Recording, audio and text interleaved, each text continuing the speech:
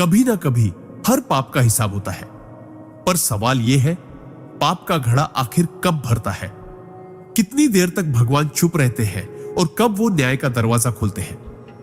आज की इस अद्भुत वीडियो में हम जानेंगे परम पूज्य परमहंसा योगानंदा की दृष्टि से इस गहरे रहस्य को जो 99% लोग नहीं जानते।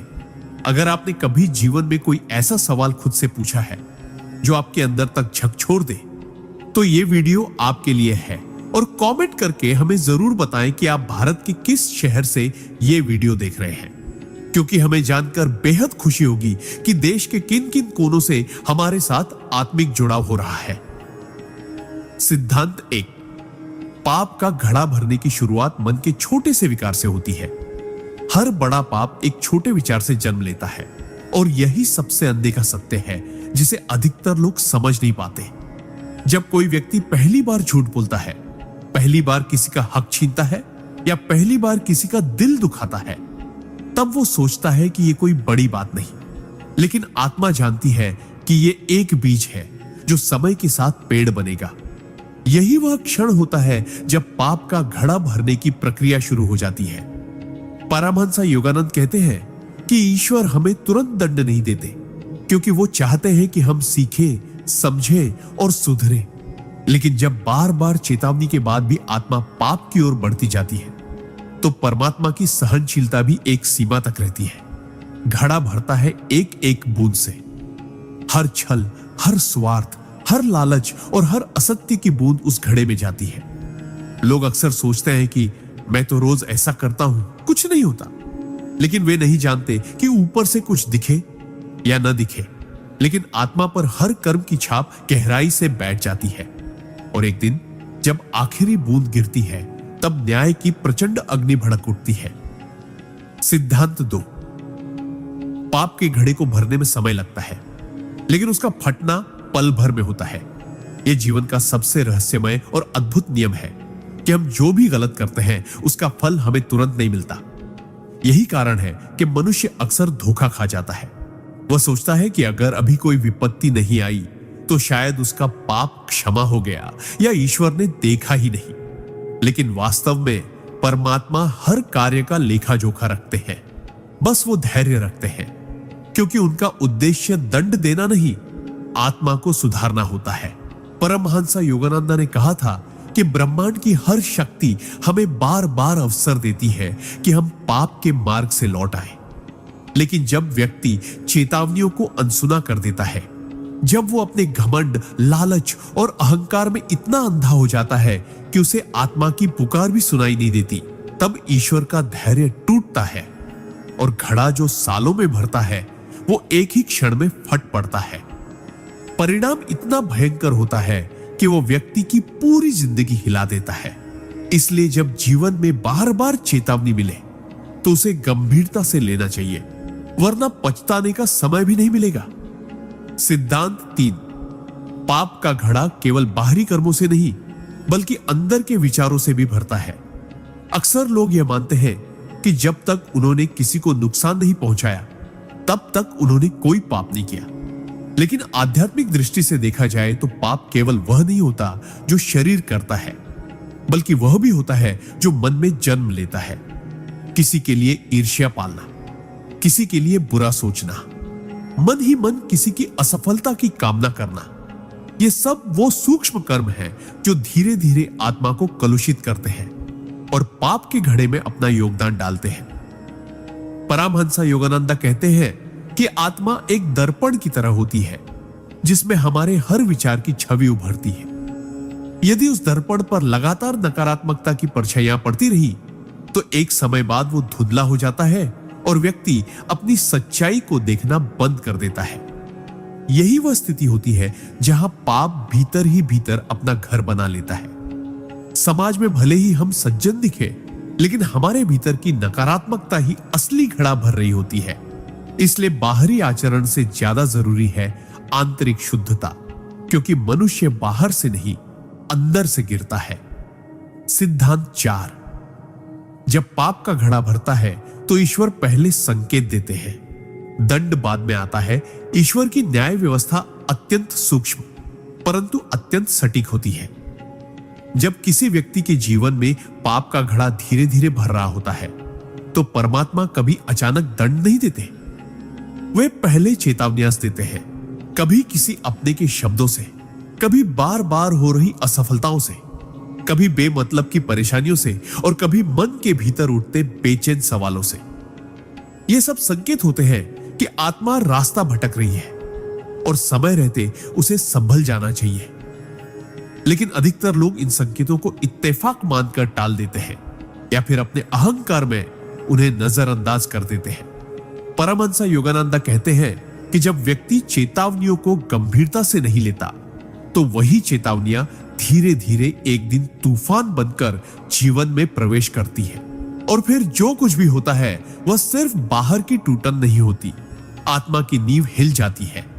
रिश्ते टूटते हैं, धन लुटता है, स्वास्थ्य बर्बाद होता है और मन अशांत हो जाता है। तब इंसान पूछता है, मेरे साथ ऐसा क्यों हुआ? लेकिन सच्चाई यही होती है कि जो बोया गया था अब वही काटने का समय आ गया है। घड़ा फूटता है लेकिन ईश्वर ने बहुत पहले दरवाजा खटखटाया था। सिद्धांत 5, पुण्य और पाप दोनों साथ चलते हैं, लेकिन जब पाप का पलड़ा भारी हो जाए तब संतुलन टूटता है। जीवन एक तराजू की तरह होता है जिसमें एक पलड़े में हमारे पुण्य और दूसरे में हमारे पाप रखे जाते हैं। जब तक दोनों में संतुलन बना रहता है तब तक जीवन किसी न किसी तरह चलता रहता है। समस्याएं आती हैं लेकिन समाधान भी मिलते हैं। दुख आता है तो सुख भी पीछे पीछे आता है।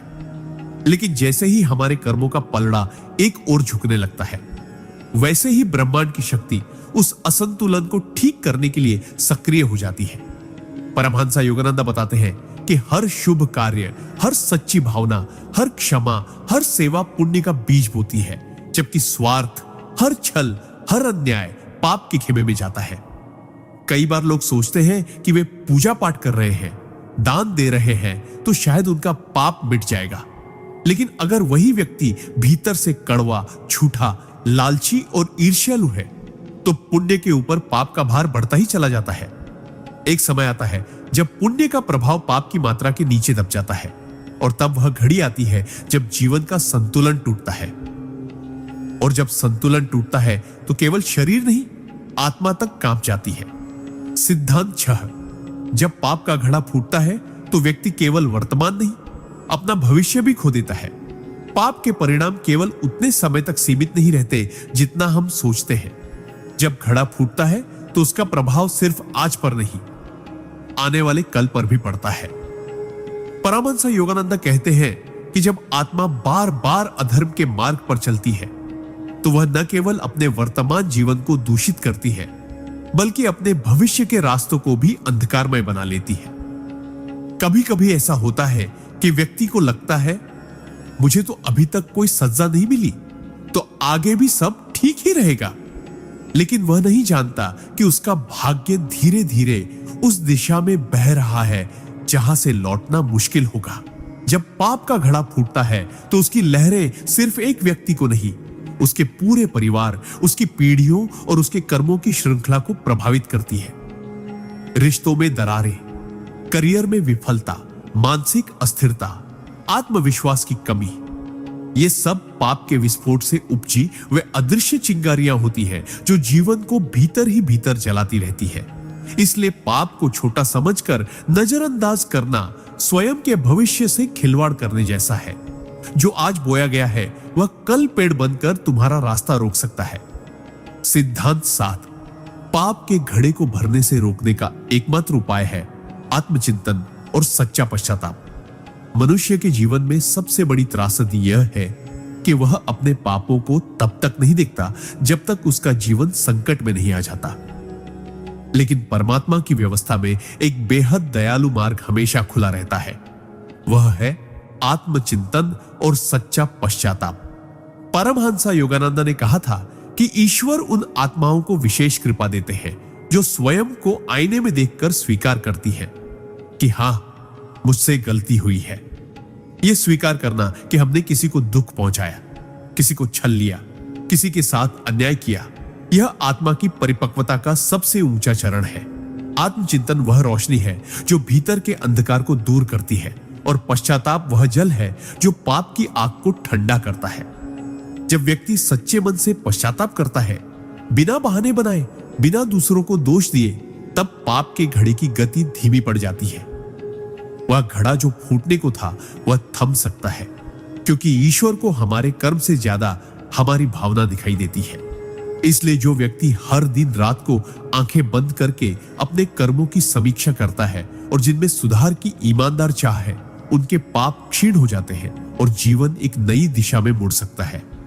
सिद्धांत 8। पाप का घड़ा फूटने से पहले जीवन में आने लगती है विचित्र और अनकही परेशानियां के, जिन्हें समझना हर किसी के बस की बात नहीं होती। जब व्यक्ति लगातार अधर्म, अन्याय और अहंकार के रास्ते पर चलता है, तो उसका जीवन ऊपर से भले ही चमकता हुआ दिखे, लेकिन भीतर ही भीतर आत्मा अशांत होने लगती है। परमहंस योगानंद कहते हैं कि जब पाप का घड़ा भरने की कगार पर होता है, तो ब्रह्मांड एक रहस्यमयी भाषा में हमें चेताने लगता है। अचानक काम बिगड़ने लगते हैं। जिन लोगों पर सबसे ज्यादा भरोसा था, वही धोखा देने लगते हैं। शरीर बीमारियों की चपेट में आने लगता है। नींद गायब हो जाती है और मन हमेशा बेचैनी से भरा रहता है। बाहर से कुछ समझ नहीं आता, लेकिन भीतर से जैसे कुछ चिल्ला चिल्ला कर कह रहा हो, रुक जा, अब भी समय है। पर हम इन संकेतों को इत्तेफाक समझकर आगे बढ़ते रहते हैं। दरअसल ये सब उस पाप के भार का परिणाम होते हैं जो अब आत्मा को ढोना भारी लगने लगा है। पाप कभी अचानक फल नहीं देता, वो अंदर ही अंदर उबाल लेता है और ये उबाल जीवन के हर कोने में हलचल मचाने लगता है। ये वही क्षण होता है जब अगर इंसान सजग हो जाए तो बहुत कुछ टल सकता है, लेकिन जो इन संकेतों को नजरअंदाज करता है, उसके लिए फिर पछतावे के अलावा कुछ नहीं बचता। सिद्धांत 9। पाप का घड़ा तभी फूटता है जब आत्मा चेतना खो बैठती है और विवेक पूरी तरह दब जाता है। मनुष्य का सबसे बड़ा रक्षक उसका विवेक होता है। वही आंतरिक आवाज जो हर गलत कदम से पहले उसे रोकने की कोशिश करती है।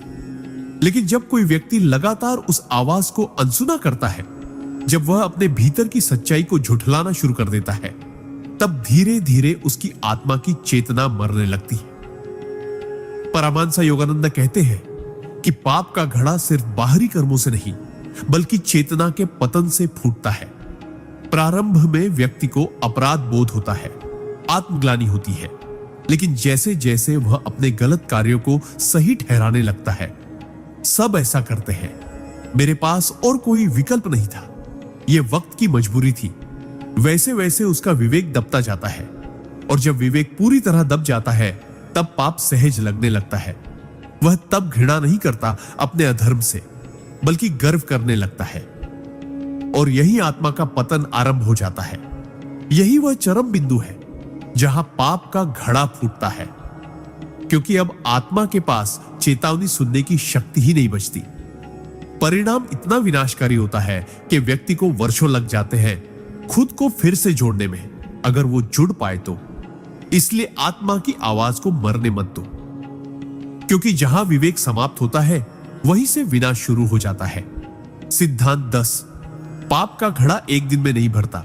ये छोटे छोटे समझौते, झूठे तर्कों और आत्मा के साथ हुए सौदों से भरता है। हर व्यक्ति जन्म से बुरा नहीं होता। हर आत्मा भीतर से निर्मल, शुद्ध और ईश्वर के अंश जैसी होती है। लेकिन जैसे जैसे जीवन की परिस्थितियां आती हैं और जब व्यक्ति सही और गलत के बीच फंसता है, तो कई बार वह थोड़ा समझौता कर लेता है। बस यही से पाप के घड़े की पहली बूंद टपकती है। परमहंस योगानंद कहते हैं कि पाप का सबसे बड़ा दरवाजा तर्क होता है। जब हम अपने गलत कामों को सही साबित करने के लिए बुद्धि का उपयोग करने लगते हैं। मैंने चोरी की क्योंकि मेरे पास कोई रास्ता नहीं था। मैंने धोखा दिया क्योंकि सब यही कर रहे हैं। मैंने झूठ बोला क्योंकि सच्चाई से काम नहीं चलता। ये सब छोटे छोटे सौदे होते हैं जो हम अपनी आत्मा के साथ करते हैं। हर बार जब हम अपने अंतर्मन की आवाज को दबाते हैं, हर बार जब हम सत्य से मुंह मोड़ते हैं, हर बार जब हम अपने अंदर उठते ग्लानि को अनदेखा करते हैं, तब पाप का घड़ा और भारी हो जाता है। लोग सोचते हैं कि पाप केवल बड़े अपराध है, लेकिन सच्चाई यह है कि घड़ा उन्हीं छोटे पापों से भरता है जो हमने कभी गंभीरता से नहीं लिया। यही जीवन का सबसे गहरा धोखा है और चेतावनी भी। सिद्धांत 11। पाप का घड़ा जब फूटता है तो ईश्वर दंड नहीं, दर्पण देते हैं, जिसमें आत्मा को अपना असली चेहरा देखना पड़ता है। लोग अक्सर समझते हैं कि पाप का फल केवल दुख, हानि या विनाश होता है, लेकिन परमात्मा का न्याय उससे कहीं अधिक सूक्ष्म और गहन होता है। परमहंस योगानंद कहते हैं कि जब पाप का घड़ा फूटता है तो ईश्वर हमें केवल सजा नहीं देते, वे हमें हमारे कर्मों का एक ऐसा दर्पण थमा देते हैं जिसमें हमें स्वयं की आत्मा का वह कुरूप चेहरा दिखाई देता है जिससे हम सालों से भाग रहे थे। यही दर्पण सबसे बड़ा दंड होता है। जब कोई व्यक्ति जीवन में असफलता, अपमान, अकेलापन या मानसिक पीड़ा झेलता है, तब वह बाहर की दुनिया को दोष देता है। लेकिन जब वह कुछ क्षणों के लिए चुपचाप बैठता है तो भीतर से एक आवाज आती है, जो तू आज भोग रहा है वह तेरे ही कर्मों का प्रतिबिंब है। यह आत्म साक्षात्कार ही वह क्षण होता है जहां आत्मा फूटती है, आंखों से आंसू बहते हैं और व्यक्ति पहली बार स्वयं को ईमानदारी से देखता है। यही वह मोड़ होता है जहां से पुनर्जन्म संभव है। अगर व्यक्ति उस दर्पण को देखकर टूटने के बजाय बदलने का निर्णय ले, क्योंकि ईश्वर हमें तोड़ने नहीं, हमें जगाने के लिए घड़ा फोड़ते हैं ताकि हम फिर से अपने अंदर के प्रकाश को पहचान सके। सिद्धांत 12। जब पाप का घड़ा फूटता है तब जीवन में वही लोग सबसे पहले दूर होने लगते हैं जिनके लिए हम सब कुछ करते आए थे। जब जीवन में संकट आता है तो हम सोचते हैं कि हमारे अपने साथ खड़े रहेंगे, लेकिन जब पाप का घड़ा फूटता है तो सबसे पहला आघात उन्हीं रिश्तों पर पड़ता है जिन्हें हमने जीवन का आधार माना था। परमहंस योगानंद कहते हैं कि जब आत्मा पर पापों का भार बढ़ता है तो उसके चारों ओर की ऊर्जा बदल जाती है, और यह ऊर्जा सबसे पहले उन लोगों को प्रभावित करती है जो हमारे सबसे करीब होते हैं, जिनके लिए हमने त्याग किए, जिनके लिए मेहनत की, जिनके लिए अपने उसूलों से समझौते किए। वही लोग अचानक दूर होने लगते हैं। कभी वे नाराज हो जाते हैं, कभी वे हमसे कटने लगते हैं, कभी वे हमें गलत समझने लगते हैं और हम भीतर ही भीतर टूटने लगते हैं, क्योंकि हमें लगता है कि हमारे प्रेम और त्याग की कोई कीमत ही नहीं रही। लेकिन असल में यह परमात्मा का संकेत होता है कि अब समय आ गया है भीतर झांकने का। रिश्तों का टूटना केवल भावनात्मक आघात नहीं होता, बल्कि वह एक दर्पण होता है जो यह दिखाता है कि हमने अपने कर्मों से किस प्रकार अपनी दुनिया को स्वयं तोड़ा है। यह बहुत पीड़ादायक होता है, लेकिन यही वह क्षण होता है जहां आत्मा अपने घावों को पहचानती है और सच्चे परिवर्तन की ओर पहला कदम बढ़ाती है। सिद्धांत 13। जब पाप का घड़ा फूटता है तब इंसान की पहचान, प्रतिष्ठा और सम्मान सबसे पहले चूर चूर हो जाते हैं। किसी भी व्यक्ति की सबसे कीमती पूंजी उसका नाम, उसकी पहचान और समाज में उसका सम्मान होता है। वह पूरी उम्र मेहनत करता है, रिश्ते बनाता है, अपनी छवि को संवारता है ताकि दुनिया उसे एक अच्छा इंसान समझे। लेकिन जैसे ही पाप का घड़ा भरकर फूटता है, सबसे पहला प्रहार इसी पहचान पर होता है। परमहंस योगानंद कहते हैं कि जब कोई आत्मा बार बार अपने अंतर्मन की सच्चाई को दबाकर बाहर से सज्जनता का आवरण ओढ़कर पाप करता है, तब एक समय आता है जब ब्रह्मांड उस पर से नकाब हटा देता है। व्यक्ति जो कुछ भी छिपा रहा होता है वह एक एक करके सबके सामने उजागर होने लगता है।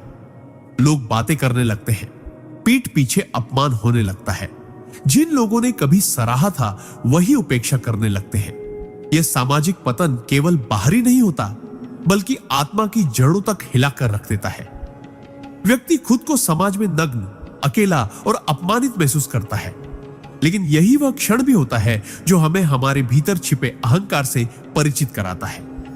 जब हमारी बनाई हुई झूठी इमेज टूटती है, तभी सच्चा आत्मबोध शुरू होता है। और अगर यह अपमान हमें भीतर से बदल दे, तो यही घड़ा टूटना मोक्ष की पहली सीढ़ी भी बन सकता है। सिद्धांत 14। पाप का घड़ा तब भी भरता रहता है जब हम दूसरों के साथ नहीं, स्वयं के साथ छल करते हैं। अधिकतर लोग पाप को केवल दूसरों को हानि पहुंचाने से जोड़ते हैं। जैसे किसी को धोखा देना, झूठ बोलना, अपमान करना या अन्याय करना। लेकिन आध्यात्मिक दृष्टि से देखा जाए तो सबसे गहरा पाप तब जन्म लेता है जब हम अपने ही अंतर्मन के साथ छल करते हैं। जब हम जानते हैं कि क्या सही है, फिर भी जानबूझकर गलत का चयन करते हैं। जब आत्मा की आवाज बार बार कहती है कि यह मार्ग तुम्हारे लिए नहीं है, फिर भी हम लोभ, अहंकार या भय के कारण वही मार्ग अपनाते हैं। तब हर बार हमारी आत्मा एक चोट खाती है और हर चोट पाप के घड़े में एक नई दरार बनाती है। परमहंस योगानंद कहते हैं कि आत्मा का सबसे बड़ा अपराध तब होता है जब हम अपनी सच्चाई से मुंह मोड़ लेते हैं। दुनिया चाहे कुछ ना जाने, लेकिन आत्मा सब जानती है। और जब हम अपने ही सत्य को दबाकर एक झूठा जीवन जीते हैं, तो वह झूठ धीरे धीरे हमें भीतर से खोखला कर देता है। यही खोखलापन एक दिन इतना बढ़ जाता है कि बाहर सब कुछ सामान्य दिखते हुए भी भीतर का घड़ा टूट जाता है और तब जीवन में सब कुछ बिखर जाता है। इसलिए याद रखो, अपने आप से झूठ बोलना केवल एक आदत नहीं, आत्मघात होता है और यही सबसे घातक पाप बन जाता है। सिद्धांत 15। जब पाप का घड़ा फूटता है, तब मनुष्य को बाहर से नहीं, अंदर से खालीपन और अर्थहीनता निगलने लगती है। जीवन में सबसे बड़ी पीड़ा वह नहीं होती जो बाहर दिखती है, बल्कि वह होती है जो भीतर चुपचाप चलती रहती है, बिना किसी को बताए, बिना किसी आवाज के। परमहंस योगानंद कहते हैं कि जब आत्मा पर पापों का बोझ बहुत अधिक हो जाता है और घड़ा फूटता है, तब व्यक्ति को सबसे पहले अपने ही जीवन का कोई अर्थ नहीं समझ आता। अचानक सब कुछ बेकार लगने लगता है। वो घर, वो परिवार, वो काम, वो सफलता, जिनके लिए उसने रात दिन एक कर दिए थे। बाहर से सब कुछ पहले जैसा होता है, लेकिन भीतर से जैसे कोई दीवार गिर जाती है और आत्मा अंधकार में डूबने लगती है। यह वही स्थिति होती है जहां व्यक्ति हंसते हुए भी रोने लगता है, बोलते हुए भी चुप रहता है, भीड़ में होते हुए भी अकेला महसूस करता है। यह आत्मिक खालीपन पापों की परछायां होती है जो आत्मा को जकड़ लेती है। यह घुटन, यह बेचैनी, यह अनजाना डर, यह सब संकेत है कि जीवन अब उस मोड़ पर आ गया है जहां आत्मा ने चेतना की पुकार को अनसुना किया है। और तब यह घड़ा फूटने का नहीं, आत्मा के खोने का आरंभ होता है। यही सबसे गहरी सजा होती है, जब जीवन जिया तो जा रहा होता है, लेकिन उसमें कोई भाव, कोई रोशनी, कोई उद्देश्य नहीं बचता। सिद्धांत 16। पाप का घड़ा तब तेजी से भरता है जब व्यक्ति अपने कर्मों की जिम्मेदारी दूसरों पर डालने लगता है। मनुष्य जब तक अपने जीवन की परिस्थितियों के लिए दूसरों को दोष देता रहता है, तब तक वह अपने भीतर झांकने का साहस नहीं करता। यही आत्म अस्वीकृति पापों को और गहरा बना देती है। परमहंस योगानंद कहते हैं कि जिस क्षण हम अपनी गलती को स्वीकार करने के बजाय उसे किसी और के सिर पर डालते हैं, चाहे वह माता पिता हो, समाज हो, हालात हो या फिर भगवान स्वयं, उसी क्षण आत्मा के ऊपर एक नया बोझ चढ़ता है। हम कहते हैं, अगर उन्होंने ऐसा न किया होता तो मैं ऐसा न करता, मेरे पास कोई विकल्प नहीं था, यह सब मेरी किस्मत की गलती है। ऐसे झूठे तर्क आत्मा को कमजोर बनाते हैं और हमारी आंतरिक शक्ति धीरे धीरे मरने लगती है। जब व्यक्ति अपनी जिम्मेदारी से भागता है, तब वह अपने ही हाथों से अपने पाप के घड़े में और जल भरता है और एक दिन वह घड़ा फूटता है। लेकिन तब भी वह समझ नहीं पाता कि असली कारण बाहर नहीं, भीतर था। यही कारण है कि ऐसे लोग बार बार एक ही गलतियां दोहराते हैं और जीवन में पीड़ा का अंत नहीं होता, क्योंकि जब तक हम अपने कर्मों का उत्तरदायित्व नहीं लेते, तब तक सुधार असंभव है और तब तक घड़ा भरता ही रहेगा, अंततः अपने विनाश के साथ। सिद्धांत 17। पाप का घड़ा उस दिन सबसे तेज भरता है जब व्यक्ति जानबूझकर सत्य को अनदेखा करता है और झूठ को स्वीकार कर लेता है। हर इंसान के जीवन में ऐसे क्षण आते हैं जब वह स्पष्ट रूप से जानता है कि कौन सा रास्ता सही है और कौन सा गलत। उसका अंतर्मन पूरी ईमानदारी से उसे दिशा देता है।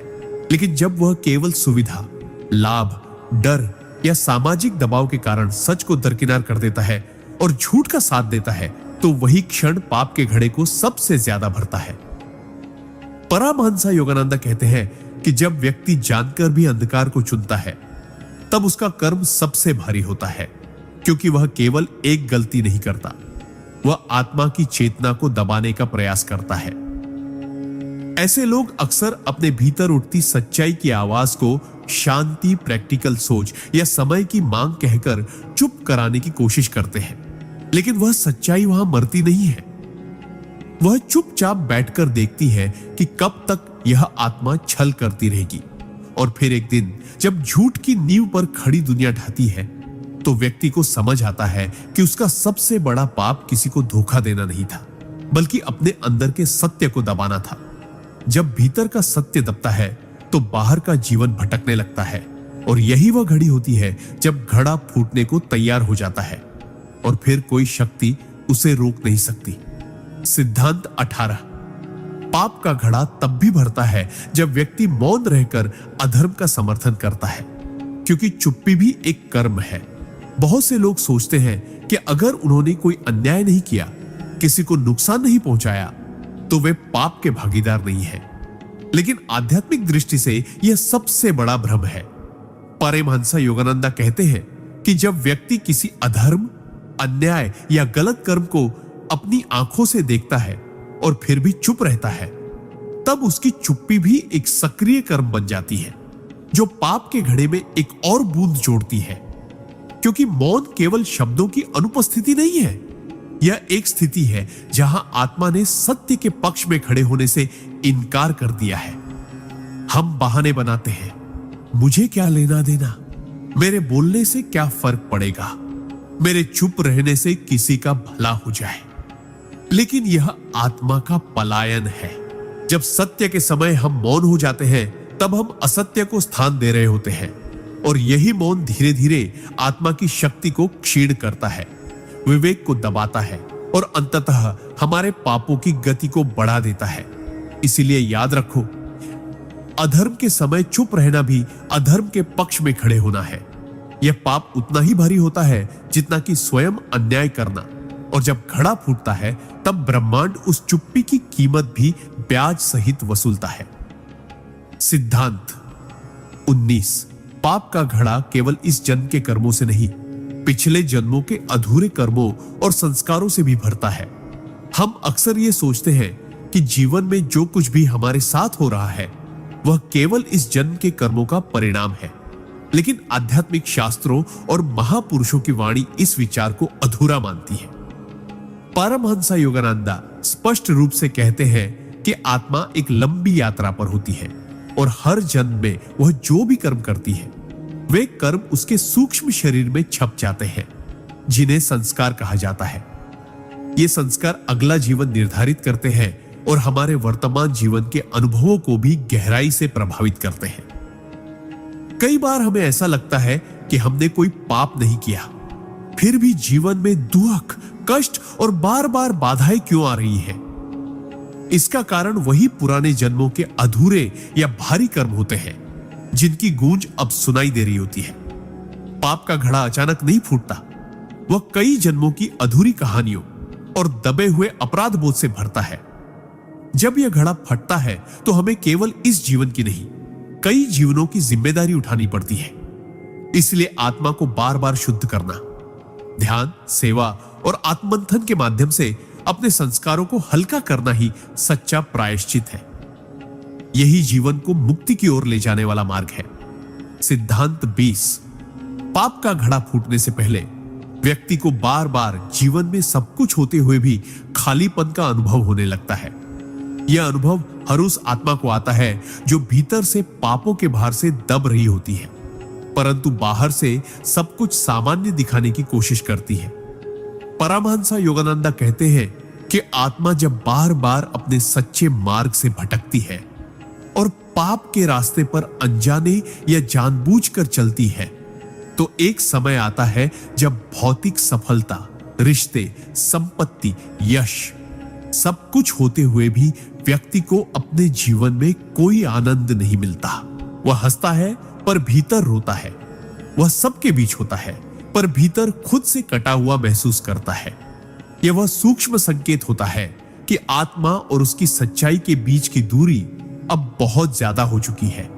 यह भावनात्मक खालीपन ही वह चेतावनी है जिसे अधिकतर लोग नजरअंदाज कर देते हैं और समझते हैं कि शायद उन्हें कुछ नया चाहिए, कोई चेंज चाहिए। पर असल में उन्हें भीतर झांकने की जरूरत होती है। जब आत्मा पापों के भार से थकने लगती है, तब वह इस रूप में संकेत देती है। अगर व्यक्ति समय रहते चेत जाए तो परिवर्तन संभव है, अन्यथा यही अंतहीन खालीपन एक दिन घड़े की अंतिम बूंद बनकर टूट जाता है और फिर जीवन में ऐसी दरारें बनती हैं जिन्हें भरने में कई जन्म लग सकते हैं। सिद्धांत 21।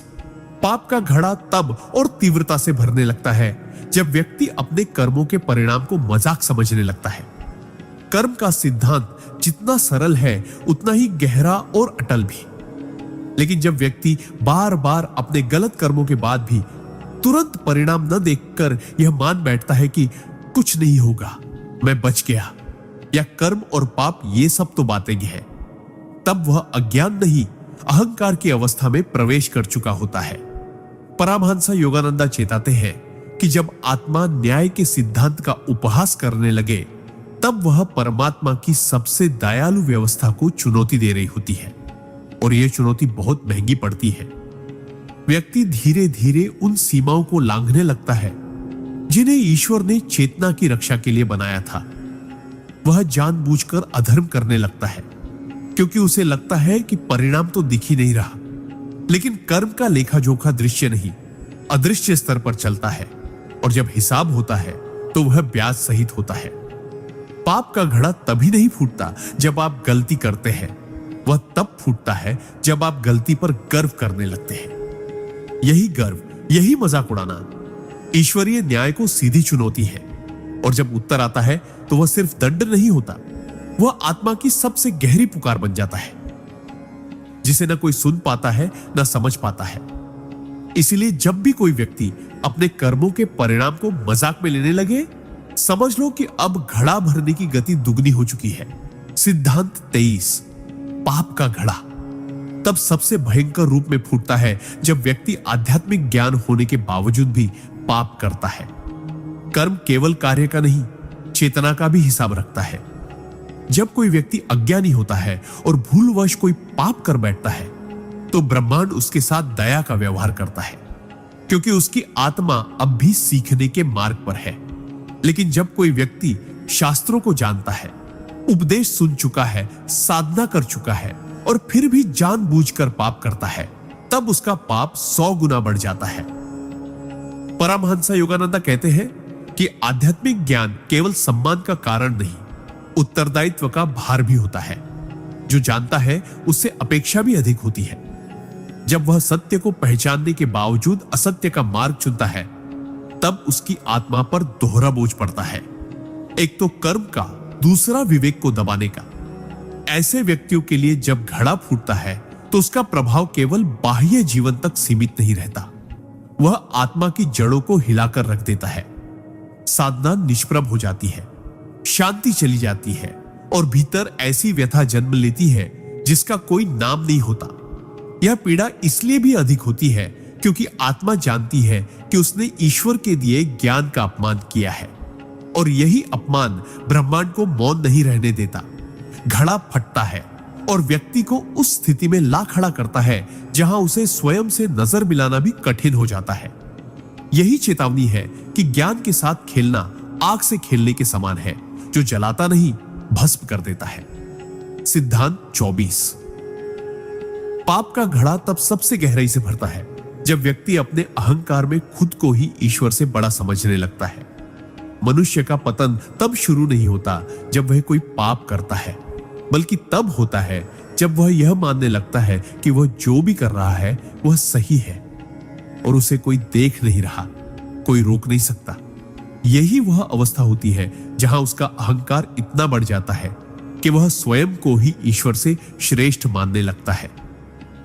परमहंस योगानंदा कहते हैं कि जब व्यक्ति को यह भ्रम होने लगे कि उसके कर्मों का कोई परिणाम नहीं, कि वह सब कुछ जानता है और उसके निर्णय ही अंतिम है, तब उसका पाप केवल कर्म नहीं रह जाता, वह आत्मिक विद्रोह बन जाता है और यह विद्रोह ब्रह्मांड की सबसे संतुलित व्यवस्था को सीधी चुनौती देता है।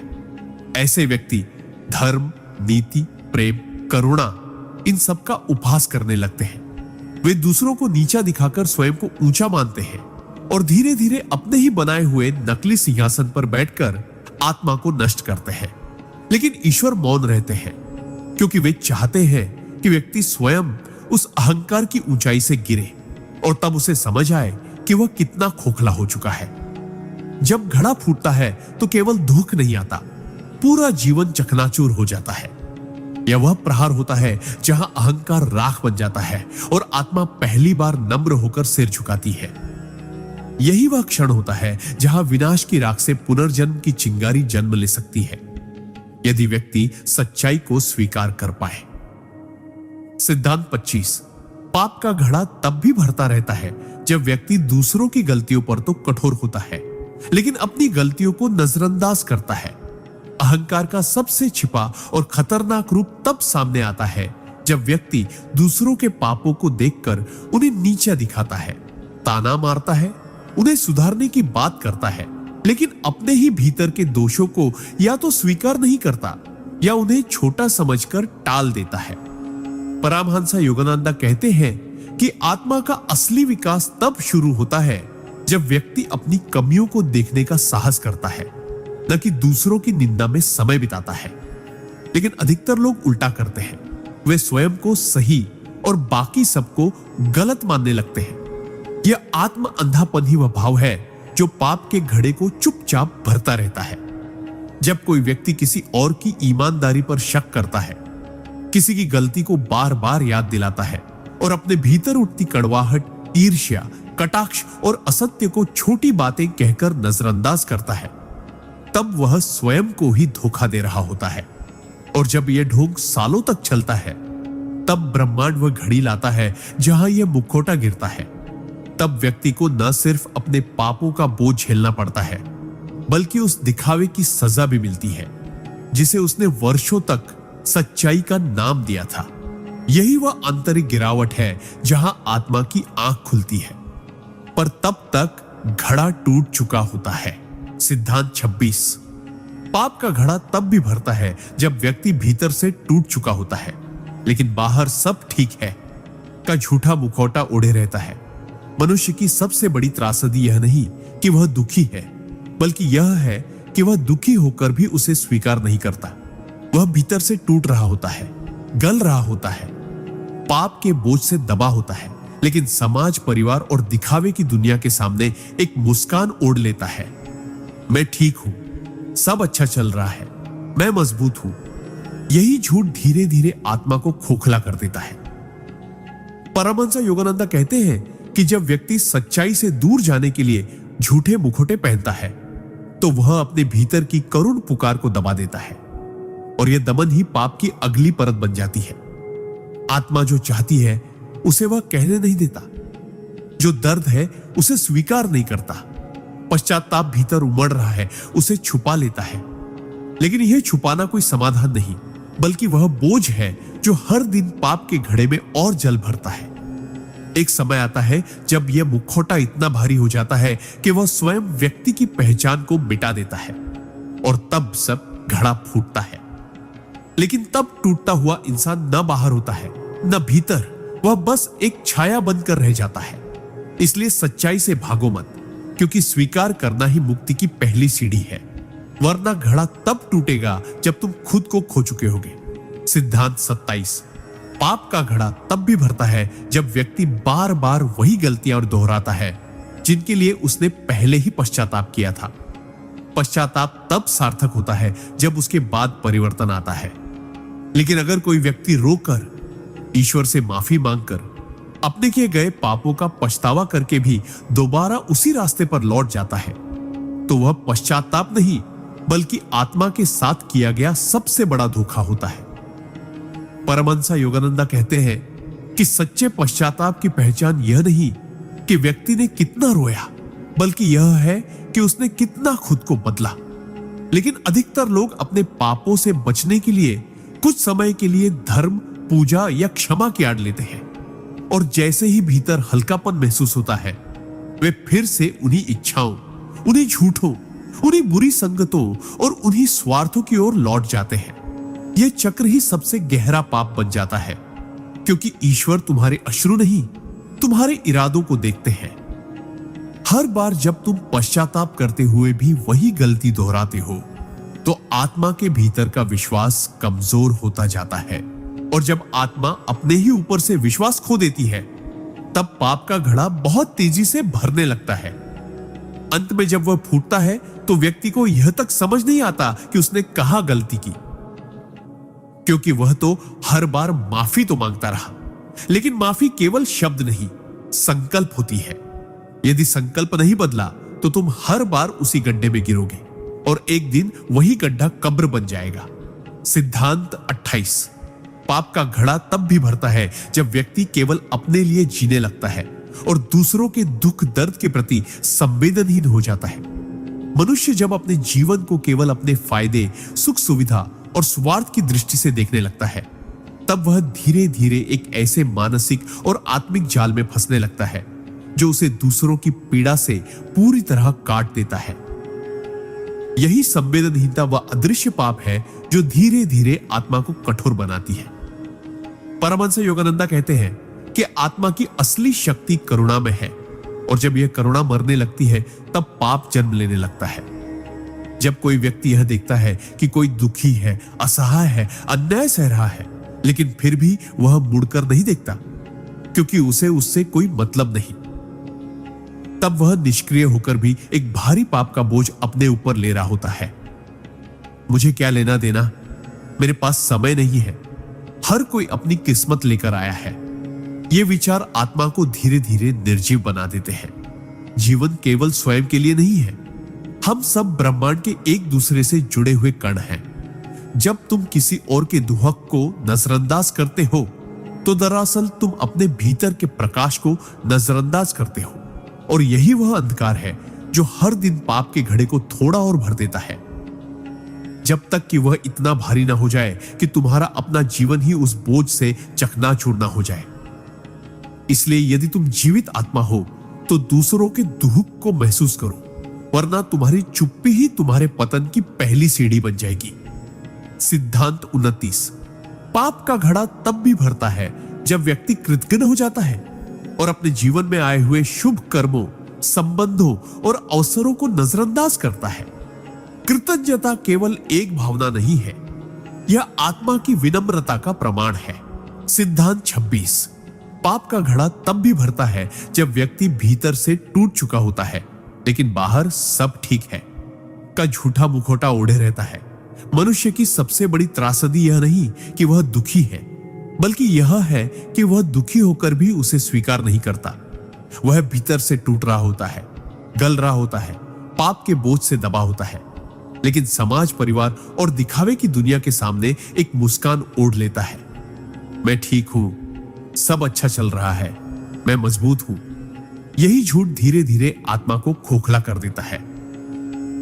परमहंस योगानंदा कहते हैं कि जब व्यक्ति सच्चाई से दूर जाने के लिए झूठे मुखौटे पहनता है, तो वह अपने भीतर की करुण पुकार को दबा देता है, और यह दमन ही पाप की अगली परत बन जाती है।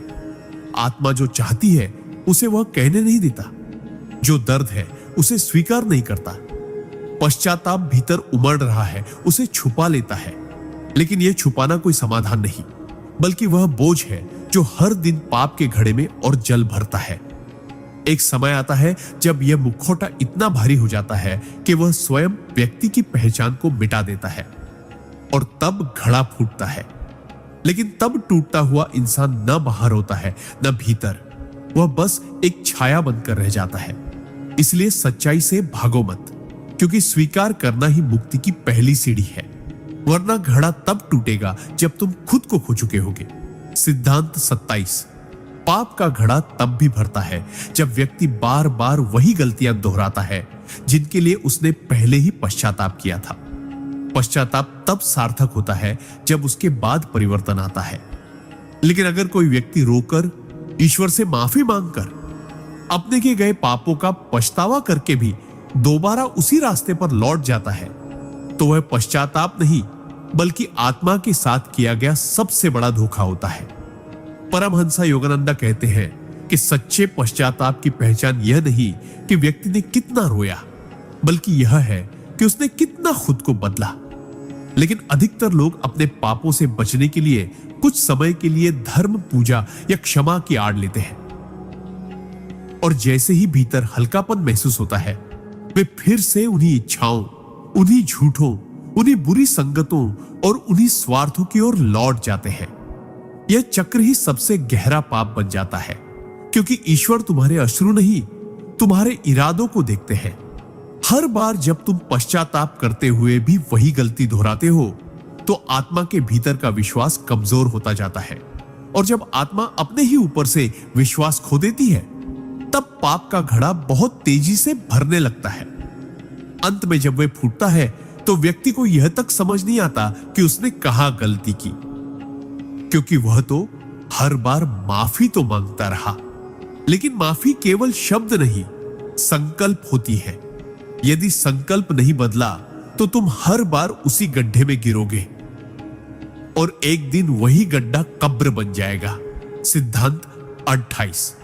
पाप का घड़ा तब भी भरता है जब व्यक्ति केवल अपने लिए जीने लगता है और दूसरों के दुख दर्द के प्रति संवेदनहीन हो जाता है।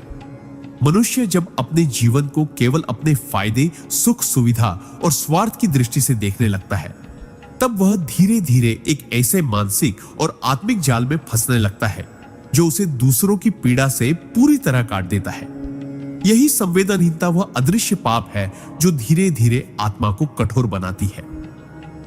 परमहंस योगानंद कहते हैं कि आत्मा की असली शक्ति करुणा में है, और जब यह करुणा मरने लगती है, तब पाप जन्म लेने लगता है। जब कोई व्यक्ति यह देखता है कि कोई दुखी है, असहाय है, अन्याय सह रहा है, लेकिन फिर भी वह मुड़कर नहीं देखता, क्योंकि उसे उससे कोई मतलब नहीं, तब वह निष्क्रिय होकर भी एक भारी पाप का बोझ अपने ऊपर ले रहा होता है। मुझे क्या लेना देना, मेरे पास समय नहीं है, हर कोई अपनी किस्मत लेकर आया है। ये विचार आत्मा को धीरे धीरे निर्जीव बना देते हैं। जीवन केवल स्वयं के लिए नहीं है, हम सब ब्रह्मांड के एक दूसरे से जुड़े हुए कण हैं। जब तुम किसी और के दुहक को नजरअंदाज करते हो, तो दरअसल तुम अपने भीतर के प्रकाश को नजरअंदाज करते हो, और यही वह अंधकार है जो हर दिन पाप के घड़े को थोड़ा और भर देता है, जब तक कि वह इतना भारी न हो जाए कि तुम्हारा अपना जीवन ही उस बोझ से चकनाचूर न हो जाए। इसलिए यदि तुम जीवित आत्मा हो, तो दूसरों के दुहक को महसूस करो, वरना तुम्हारी चुप्पी ही तुम्हारे पतन की पहली सीढ़ी बन जाएगी। सिद्धांत 29। पाप का घड़ा तब भी भरता है जब व्यक्ति कृतज्ञ हो जाता है और अपने जीवन में आए हुए शुभ कर्मों, संबंधों और अवसरों को नजरअंदाज करता है। कृतज्ञता केवल एक भावना नहीं है, यह आत्मा की विनम्रता का प्रमाण है। जब कोई व्यक्ति यह मानने लगता है कि जो कुछ भी उसे मिला है, स्वास्थ्य, परिवार, शिक्षा, अवसर, सहायता, वह सब केवल उसकी मेहनत या चतुराई का परिणाम है, तब वह धीरे धीरे अहंकार की उस भूमि में प्रवेश करता है जहां कृतज्ञता के लिए कोई स्थान नहीं रहता। परमहंस योगानंद कहते हैं कि जब आत्मा कृतज्ञ होना भूल जाती है, तब वह पाप की ओर बढ़ने लगती है, क्योंकि वह उस शक्ति को नकार देती है जो उसे संचालित कर रही है। जो माता पिता ने किया, जो गुरु ने सिखाया, जो मित्रों ने सहारा दिया, जो ईश्वर ने अनदेखे रूप से बचाया, इन सब का जब कोई मूल्य नहीं रहता, तब मनुष्य संबंधों का दोहन करता है, अवसरों का अपमान करता है और सहायता को अपना अधिकार मान बैठता है। यही भाव धीरे धीरे आत्मा को सूखा बना देता है, और यह सूखापन ही पाप के बीज को पोषण देता है। जब जीवन में कृतज्ञता नहीं होती, तब मन में असंतोष, शिकायत और लालच जन्म लेते हैं, और यही वे शक्तियां हैं जो पाप के घड़े को दिन रात भरती है। अंततः जब वह घड़ा फूटता है, तो व्यक्ति के पास सब कुछ होते हुए भी कुछ नहीं बचता, क्योंकि उसने उन सभी हाथों को खो दिया होता है जिन्होंने उसे समय पर उठाया था।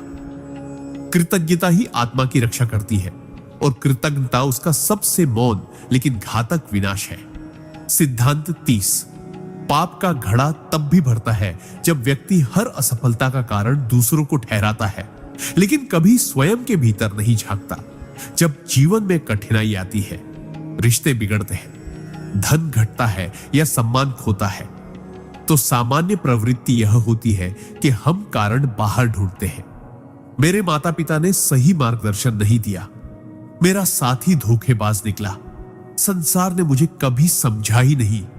ये सोच केवल बहाने नहीं होते, बल्कि आत्मा की सबसे बड़ी बीमारी बन जाती है।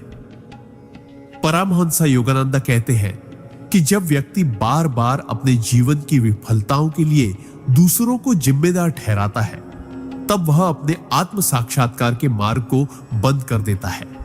यही वह अज्ञान है जो पाप के घड़े को भरता है, क्योंकि वह चेतना को भीतर जाने ही नहीं देता। जब हम भीतर नहीं झांकते तो अपने ही दोष हमें दिखाई नहीं देते और हम उन्हें सुधार भी नहीं पाते। तब हम वही गलती बार बार करते हैं, पर दोषारोपण के आवरण में लपेटकर। यही आवरण धीरे धीरे हमारी आत्मा को ढक लेता है और पाप चुपचाप जमा होता रहता है। जब घड़ा फूटता है तब जीवन में चारों ओर अंधकार छा जाता है, और तब भी ऐसे व्यक्ति समझ नहीं पाते कि असली शत्रु बाहर नहीं, उनके अपने भीतर था। आत्मजागरण तभी संभव है जब हम साहस करें यह कहने का, हां, गलती मेरी थी। यही स्वीकारोक्ति घड़ा भरने से रोक सकती है, वरना वह दिन दूर नहीं जब बहानों का महल ढह जाएगा और आत्मा को उस सच्चाई से सामना करना पड़ेगा जिससे वह जीवन भर भागती रही। सिद्धांत 31। पाप का घड़ा तब भी भरता है जब व्यक्ति बार बार दूसरों को माफी देने से इनकार करता है और अपने भीतर क्रोध, घृणा और बदले की आग पालता रहता है। माफ करना आत्मा की सबसे पवित्र शक्ति है, और जब कोई व्यक्ति इसे छोड़ देता है तब वह अपने भीतर धीरे धीरे एक ऐसे ज्वालामुखी को जन्म देता है जो न केवल उसे भीतर से जला देता है, बल्कि उसकी चेतना को भी दूषित कर देता है। परमहंस योगानंद कहते हैं कि बदले की भावना आत्मा की ऊंचाई को नीचे खींचने वाली सबसे भारी जंजीर है। जब व्यक्ति किसी के द्वारा किए गए अन्याय को भूलने के बजाय दिन रात उसी घाव को कुरेदता है, उसी व्यक्ति को दोष देता है, उसी परिस्थिति को कोसता है, तब वह खुद अपने भीतर की शांति का हनन करता है। उसे लगता है कि वह सही है, और शायद है भी, लेकिन यह सही होना आत्मा को मुक्त नहीं करता, बल्कि एक बंदी बना देता है। हर बार जब हम माफ करने की बजाय बदला सोचते हैं, तब हमारे भीतर का पवित्र स्थान एक और काले धब्बे से भर जाता है, और यही धब्बे पाप के घड़े में गिरने वाली अग्निबूंद की तरह होते हैं। समय के साथ ये आग हमारे विचारों को विषैला बना देती है, संबंधों को तोड़ देती है और आत्मा को अंधकार से ढक देती है। जब घड़ा फूटता है तो व्यक्ति को लगता है कि दुनिया ने उसके साथ अन्याय किया, पर वास्तव में उसने स्वयं को सबसे गहरे स्तर पर नष्ट कर दिया होता है। माफ करना दूसरों के लिए नहीं, आत्मा के लिए संजीवनी है। जो इसे छोड़ देता है वह धीरे धीरे खुद को ही खो देता है। सिद्धांत 22। पाप का घड़ा तब सबसे गुप्त रूप से भरता है जब व्यक्ति अपने विचारों को शुद्ध नहीं करता और बाहर से धार्मिक दिखने का अभिनय करता है। धार्मिकता केवल पूजा, व्रत, मंत्र जाप, मंदिर जाना या प्रवचन सुनना नहीं है, बल्कि वह मन, वचन और कर्म की एकता है। जब व्यक्ति बाहर से तो दिखाता है कि वह ईश्वर में श्रद्धा रखता है, धार्मिक गतिविधियों में भाग लेता है, नियमों का पालन करता है, लेकिन उसके भीतर विचारों का संसार अशुद्ध, छलपूर्ण, ईर्ष्यालु, लालची और कामनाओं से भरा हुआ होता है, तब वह सबसे बड़ा आत्म प्रपंच करता है। परमहंस योगानंद कहते हैं कि पाप का सबसे खतरनाक रूप वह है जो सूक्ष्म स्तर पर होता है, जहां व्यक्ति खुद को भी धोखा देने लगता है। बाहर से शांत, भीतर से अशांत, बाहर से नम्र, भीतर से अभिमानी, बाहर से भक्ति, भीतर से द्वेष। यह दोहरा जीवन ही वह कारण है जिससे पाप का घड़ा बिना किसी को दिखे हर दिन भरता रहता है, और जब वह फूटता है तो व्यक्ति को समझ ही नहीं आता कि ऐसा क्यों हुआ, क्योंकि उसे तो लगता है कि वह तो धार्मिक है, पर ईश्वर बाहर नहीं, भीतर देखते हैं। उनके लिए सबसे बड़ी भक्ति सत्यता है, भीतर की निर्मलता है। इसलिए यदि तुम सच्चे हो तो तुम्हारे विचार भी उसी भक्ति से पवित्र होने चाहिए, वरना तुम्हारी सारी साधना, सारी पूजा केवल उस घड़े को भरने का एक नया और छुपा हुआ तरीका बन जाती है। जब सत्यता नहीं होती तब धार्मिकता भी एक छल बन जाती है, और यही छल आत्मा का सबसे मौन विनाश होता है। सिद्धांत 33। पाप का घड़ा तब भी भरता है जब व्यक्ति अपने जीवन की हर कठिनाई के लिए भगवान को दोष देने लगता है और आस्था को छोड़ने लगता है। जब जीवन में संघर्ष आता है, दुख बढ़ते हैं, आशाएं टूटती हैं और प्रार्थनाओं का उत्तर देर से मिलता है, तो कई लोग भीतर ही भीतर ईश्वर से नाराज होने लगते हैं। वे कहते हैं, मैंने तो हमेशा भलाई की, फिर भी मेरे साथ ऐसा क्यों हुआ? या अगर भगवान है तो मेरा इतना नुकसान क्यों हुआ? धीरे धीरे यह शिकायत एक ठंडे विद्रोह में बदल जाती है और वही विद्रोह पाप के घड़े की अगली परत बन जाता है। परमहंस योगानंदा कहते हैं कि जब आत्मा कठिनाई के समय ईश्वर को छोड़ देती है, तब वह अपनी सबसे बड़ी शक्ति से दूर हो जाती है, क्योंकि कठिनाइयां दंड नहीं, आत्मा के परिष्कार का माध्यम होती है।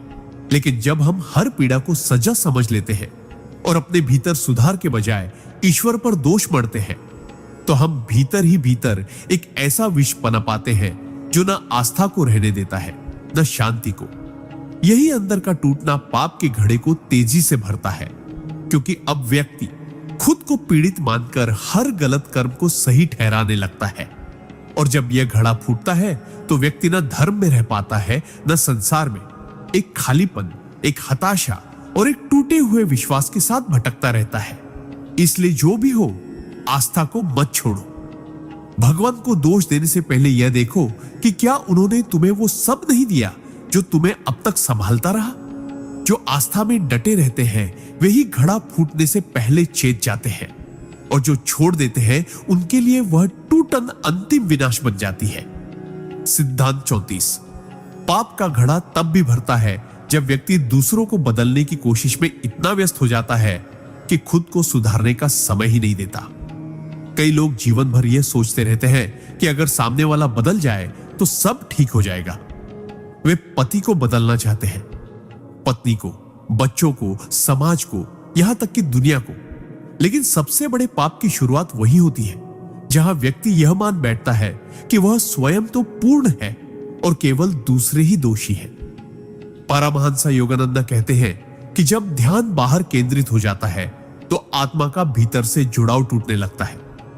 तब व्यक्ति अपने दोष नहीं देखता, अपने स्वभाव की कठोरता, अपनी अपेक्षाओं की अधिकता, अपने शब्दों की तीक्ष्णता और अपने अंदर जमी हुई कटुता को नजरअंदाज करता है और लगातार दूसरों के दोषों को गिनता रहता है। यही दृष्टिकोण धीरे धीरे आत्ममंथन को खत्म कर देता है। हर दिन जब हम दूसरों को सुधारने में ऊर्जा लगाते हैं और स्वयं की आत्मा को नजरअंदाज करते हैं, तब वही ऊर्जा हमारे भीतर एक जड़ता, एक अशांति और एक दंभ बनकर पाप के घड़े में इकट्ठा होने लगती है। समय के साथ यह घड़ा भरता है और फिर एक दिन फूटता है। लेकिन तब नुकसान केवल हमारा नहीं होता, बल्कि वे भी टूटते हैं जिन्हें हम बदलना चाहते थे, क्योंकि हमने उन्हें नहीं, स्वयं को ही सबसे पहले बदलना था। जो खुद को नहीं सुधारते वे दूसरों को सुधारने के नाम पर केवल अपने पापों का विस्तार करते हैं। इसलिए परिवर्तन की शुरुआत भीतर से करो, तभी घड़ा भी खाली होगा और जीवन भी शांत। सिद्धांत 35। पाप का घड़ा तब भी भरता है जब व्यक्ति बार बार समय को बर्बाद करता है और अपने जीवन के असली उद्देश्य को टालता रहता है। हर मनुष्य को यह जीवन किसी विशेष कारण से मिला है, आत्मा की उन्नति, चेतना की जागृति और ईश्वर से एकत्व की यात्रा के लिए। लेकिन जब व्यक्ति इस अमूल्य जीवन को केवल सुख सुविधाओं, मनोरंजन और तात्कालिक इच्छाओं में उलझा देता है, तब वह केवल समय नहीं कमवाता, वह अपने ही भविष्य को अंधकार में ढकेलता है। परमहंस योगानंद कहते हैं कि समय ईश्वर का सबसे पवित्र उपहार है और जो उसका आदर नहीं करता वह स्वयं अपने ही पापों का बोझ बढ़ाता है। अभी तो उम्र है, फुर्सत मिलेगी तब ध्यान करेंगे, बुढ़ापे में भक्ति कर लेंगे। ये सोच नहीं, आत्मा के पतन की शुरुआत होती है। हर दिन जो गुजर जाता है उसमें या तो आत्मा ऊपर उठती है या और गहराई में गिरती है। जब व्यक्ति चेतना से नहीं, आदत से जीने लगता है, सुबह उठना, खाना, काम करना, मनोरंजन करना और फिर सो जाना, तब वह धीरे धीरे अपने अंदर के परम उद्देश्य को भूल जाता है।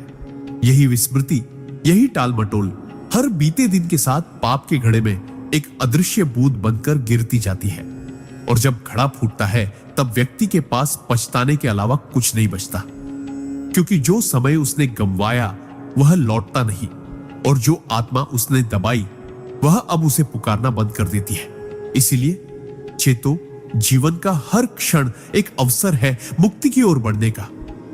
अगर तुम उसे व्यर्थ करोगे तो वह मौन होकर तुम्हारे ही पतन का कारण बन जाएगा। सिद्धांत 36। पाप का घड़ा तब भी भरता है जब व्यक्ति अपने अंदर की आवाज को बार बार नजरअंदाज करता है और समाज की राय को ईश्वर से ऊपर मानने लगता है। हर आत्मा के भीतर एक दिव्य आवाज होती है जिसे हम अंतःकरण या अंतरात्मा कहते हैं। यह वही आवाज है जो हमें चुपचाप बताती है कि क्या सही है और क्या नहीं। लेकिन जैसे जैसे व्यक्ति समाज की मान्यताओं, परंपराओं, भीड़ की सोच और दूसरों के फैसलों के पीछे भागता है, वह धीरे धीरे अपनी उस सच्ची आवाज को सुनना बंद कर देता है। परमहंस योगानंद कहते हैं कि आत्मा को कभी किसी बाहरी गुरु की जरूरत नहीं होती जब तक वह अपने भीतर के ईश्वर से जुड़ी हो। लेकिन जब वह भीतर की बातों को छोड़कर बाहर की राय को सत्य मानने लगती है, तब चेतना कुंद होने लगती है, विवेक कमजोर होने लगता है और निर्णय केवल दिखावे, डर या स्वार्थ के आधार पर ली जाने लगते हैं। यह आत्मघात का पहला चरण होता है, क्योंकि तब व्यक्ति अपने जीवन की बागडोर उन हाथों में दे देता है जो कभी उसकी आत्मा को नहीं जानते थे। और हर बार जब वह भीतर की चेतावनी को अनसुना करता है, यह काम मत करो, यह बात सही नहीं है, तुम इससे गिरोगे, तब एक बूंद और पाप के घड़े में गिरती है। धीरे धीरे वह आवाज इतनी धीमी हो जाती है कि व्यक्ति को लगता है अब वह स्वतंत्र है, जबकि असल में वह भ्रम के सबसे गहरे अंधकार में डूब चुका होता है। जब घड़ा फूटता है तो बाहर से कुछ नहीं बदलता, पर भीतर का सब कुछ समाप्त हो चुका होता है। इसलिए समाज से डरने से पहले अपनी आत्मा से डरना सीखो, क्योंकि जब तुम भीतर से कट जाते हो तब तुम हर पाप के लिए पूरी तरह खुल जाते हो। सिद्धांत 37।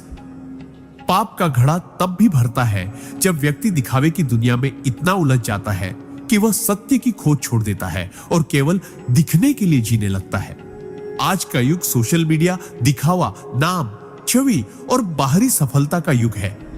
लोग ये सोचते हैं कि मैं क्या हूं से ज्यादा महत्वपूर्ण है मैं दूसरों को कैसा दिखता हूं।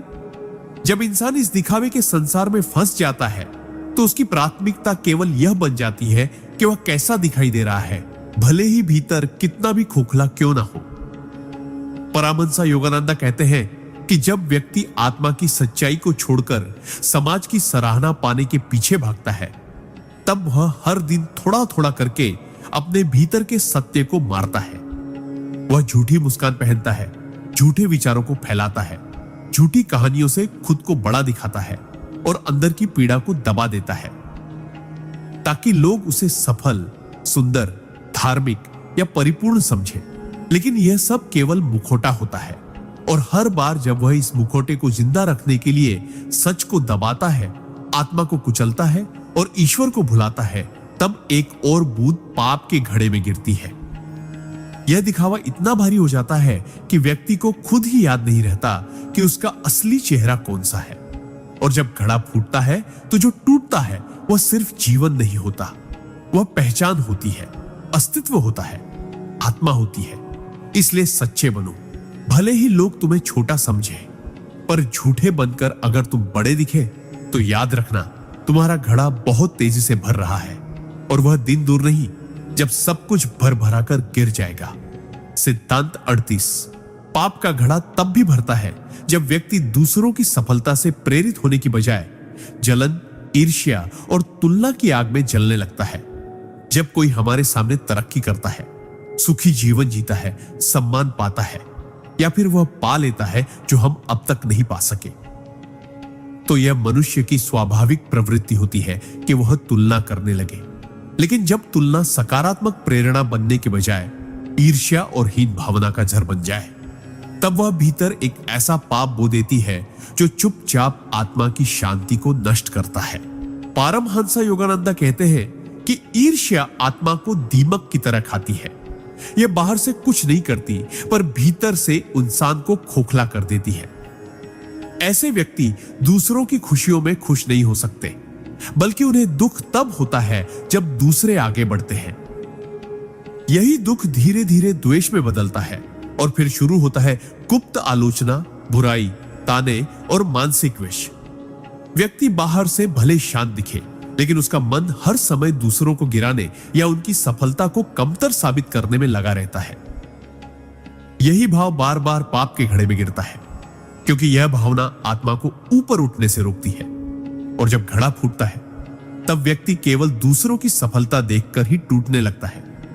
उसे लगता है कि उसके साथ अन्याय हुआ, जबकि असल में वह अपने ही भीतर की आग में जलता रहा। इसलिए ईर्ष्या से नहीं, प्रेरणा से देखो, तुलना नहीं, कर्म को महत्व दो, वरना तुम्हारी दृष्टि तुम्हारे ही विनाश का कारण बन जाएगी। और तब घड़ा केवल पाप से नहीं, पछतावे से भी छलक उठेगा। सिद्धांत 39। पाप का घड़ा तब भी भरता है जब व्यक्ति सत्य को जानने के बाद भी चुप रहता है और अपने लाभ के लिए झूठ का साथ देता है। जब तुम जानते हो कि सामने वाला झूठ बोल रहा है, किसी को दुख पहुंचा रहा है, किसी का हक छीन रहा है, और फिर भी तुम यह सोचकर कुछ नहीं कहते कि मुझे क्या लेना देना या मुझे तो फायदा मिल रहा है, तब तुम उस झूठ की जड़ों में पानी दे रहे होते हो। हर बार जब हम चुप रहते हैं जहां हमें बोलना चाहिए, या झूठ के पक्ष में खड़े होते हैं जहां हमें सत्य का साथ देना चाहिए, तब एक और बूंद पाप के घड़े में गिरती है। धीरे धीरे यही मौन तुम्हारी आत्मा की आवाज को बंद कर देता है। फिर तुम सही और गलत में फर्क करना भी भूल जाते हो और तुम्हारा पूरा जीवन केवल स्वार्थ की दिशा में बहने लगता है। जब घड़ा फूटता है तो तुम्हारा विश्वास, तुम्हारे संबंध, तुम्हारा सम्मान, सब कुछ ध्वस्त हो जाता है। इसलिए अगर तुम सच जानते हो तो उसके लिए खड़े भी हो, क्योंकि जो चुप रहता है वो भी उतना ही दोषी होता है जितना वो जो झूठ बोलता है। सिद्धांत 40। पाप का घड़ा तब भी भरता है जब व्यक्ति बार बार चेतावनी के संकेतों को अनदेखा करता है और उन्हें महज इत्तेफाक समझकर टाल देता है। जीवन में जब जब हम गलत राह की ओर बढ़ते हैं, ब्रह्मांड, अंतरात्मा और ईश्वर हमें कई बार संकेत देते हैं। कभी किसी बात से बेचैनी होती है, कभी कोई सपना चेतावनी देता है, कभी कोई व्यक्ति हमें रोकने की कोशिश करता है, तो कभी कोई घटना हमें झकझोरती है। लेकिन जब हम बार बार इन संकेतों को नजरअंदाज करते हैं और सोचते हैं कि ये तो सब सामान्य है, मेरे साथ कुछ नहीं होगा, ये महज इत्तेफाक है, तब हम अपनी चेतना को ही बंद करने लगते हैं। परमहंस योगानंदा कहते हैं कि ईश्वर कभी भी सीधे दंड नहीं देते, पहले वह संकेत देते हैं, अवसर देते हैं, आत्मा को जगाने की कोशिश करते हैं। लेकिन जब व्यक्ति बार बार उन्हीं पापों की ओर लौटता है, उन आदतों को छोड़ने से इनकार करता है जिनसे उसका पतन तय है, तब वह चेतावनी नहीं सुन रहा होता, वह अपनी आत्मा को कुंद कर रहा होता है। हर अनदेखा संकेत एक नई बूंद बनकर पाप के घड़े में गिरता है और धीरे धीरे वह घड़ा तब भी भर जाता है जब बाहर सब कुछ सामान्य दिख रहा होता है। लेकिन एक दिन वही इत्तेफाक जो तुमने अनदेखा किया था, वह एक बड़ा तूफान बनकर सामने आता है और तब तुम्हारे पास कोई जवाब नहीं होता, क्योंकि तुमने सारे प्रश्न पहले ही अनसुने कर दिए थे। इसलिए अगर तुम्हें भीतर बेचैनी महसूस हो, बार बार कोई बात परेशान करे या कोई व्यक्ति बार बार वही बात समझाए, तो ठहरो, सोचो और सुनो। ये संकेत तुम्हें बचाने आए हैं। नजरअंदाज करोगे तो घड़ा टूटेगा और उस टूटन से निकलने का रास्ता बहुत कठिन होगा। सिद्धांत 41। पाप का घड़ा तब भी भरता है जब व्यक्ति अपने जीवन में आई बार बार की पराजयों से सीखने की बजाय उन्हें अपनी नियति मानकर आत्मसमर्पण नहीं बल्कि आत्म पराजय को स्वीकार कर लेता है। हर मनुष्य को जीवन में कई बार गिरना पड़ता है, संबंध टूटते हैं, व्यापार डूबते हैं, सपना बिखरता है, मेहनत बेकार जाती है। लेकिन इन सब के बीच ब्रह्मांड एक बात हमेशा पूछता है, क्या अब भी तुम उठोगे? परमहंस योगानंद कहते हैं कि पराजय कभी अंत नहीं होती, वह आत्मा को परखने का एक साधन है। लेकिन जब व्यक्ति हार से टूटकर बैठ जाता है, जीवन से उम्मीद छोड़ देता है और कहने लगता है मेरे साथ तो हमेशा ऐसा ही होता है, शायद मेरी किस्मत ही खराब है। तब वह भीतर ही भीतर एक ऐसे अंधेरे को जन्म देता है जो उसे अपने ही प्रकाश से काट देता है। धीरे धीरे वह खुद को दोषी मानने लगता है, फिर दुनिया को, फिर ईश्वर को। वह जीवन को एक सज्जा समझने लगता है और कर्म करना छोड़ देता है। यही निष्क्रियता, यही आत्म पराजय पाप के घड़े में गिरने वाली सबसे विषैली बूंद बनती है, क्योंकि तब व्यक्ति न केवल जीवन का अपमान करता है बल्कि उस ईश्वरीय शक्ति का भी जिसने उसे बार बार अवसर दिए उठने के। जब यह घड़ा फूटता है तो उसके साथ आत्मविश्वास, आत्मसम्मान और आस्था सब बिखर जाते हैं। इसलिए याद रखो, हारना कोई पाप नहीं, लेकिन हार मान लेना और उसे अपने अस्तित्व की सच्चाई बना लेना आत्मा के विकास की सबसे बड़ी रुकावट है। जीवन ने तुम्हें रोका है, खत्म नहीं किया। अब भी उठो, वरना घड़ा तुम्हारी चुप्पी से ही छलक जाएगा। सिद्धांत 42। पाप का घड़ा तब भी भरता है जब व्यक्ति बार बार दूसरों को चोट पहुंचाकर यह सोचता है कि मैंने तो मजाक किया था, और उनके भावनात्मक घावों को महत्वहीन समझ लेता है। भावनाएं आत्मा की भाषा होती है। जब हम किसी के शब्दों से, व्यवहार से या मौन से भी घायल होते हैं तो वो घाव केवल दिल में नहीं, आत्मा की गहराइयों में उतर जाते हैं। और जब कोई व्यक्ति यह सोचकर दूसरों को ताना मारता है, नीचा दिखाता है, उनका मजाक उड़ाता है या भावनात्मक आघात देता है कि मैं तो मजाक कर रहा था, तब वह यह नहीं समझता कि कुछ मजाक आत्मा के भीतर हमेशा के लिए चुभ जाते हैं। परमहंस योगानंद कहते हैं कि प्रेम, करुणा और संवेदना यही वो गुण है जो आत्मा को ऊपर उठाते हैं। और जब व्यक्ति दूसरों की भावनाओं को बिना समझे रोता है, तब वह अपने ही भीतर से इन दिव्य गुणों को मिटा देता है। एक बार किसी को अपमानित करके अगर हम ये सोचे कि अरे वो तो सह लेगा, तो हम ये नहीं देख पाते कि सामने वाला कितनी देर से चुप है और ये चुप्पी उसकी मजबूरी है या टूटन। हर ऐसी चुभन जो हमारी वजह से किसी और की आत्मा में बैठती है, पाप के घड़े में एक अदृश्य बूंद बन जाती है। धीरे धीरे ये बूंदें एक ऐसा भार बनाती है जिसका असर हमारे संबंधों, हमारे मानसिक शांति और यहां तक कि हमारे कर्मों पर भी पड़ता है। और जब यह घड़ा टूटता है तो हम अकेले नहीं गिरते, हमारे साथ वे भी टूटते हैं जिनकी भावनाओं को हमने कभी हंसी मजाक कहकर अनदेखा किया था। इसलिए शब्दों का आदर करो, किसी की चुप्पी को कमजोरी मत समझो, क्योंकि कई बार किसी की टूटी आत्मा हमारी ही जुबान से बिखरती है और वही क्षण पाप के घड़े को अंतिम बूंद दे देता है। सिद्धांत 43। पाप का घड़ा तब भी भरता है जब व्यक्ति दूसरों के समर्पण, प्रेम और भरोसे का फायदा उठाता है और उन्हें उपयोग की वस्तु समझकर छोड़ देता है। इस संसार में सबसे पवित्र चीज है किसी का निश्चल प्रेम, निस्वार्थ सेवा और गहराई से किया गया विश्वास। जब कोई व्यक्ति किसी पर संपूर्ण विश्वास करता है, अपने मन के द्वार खोल देता है और निस्वार्थ भाव से तुम्हारे साथ खड़ा होता है, तब वह केवल संबंध नहीं दे रहा होता, वह अपना एक अंश दे रहा होता है।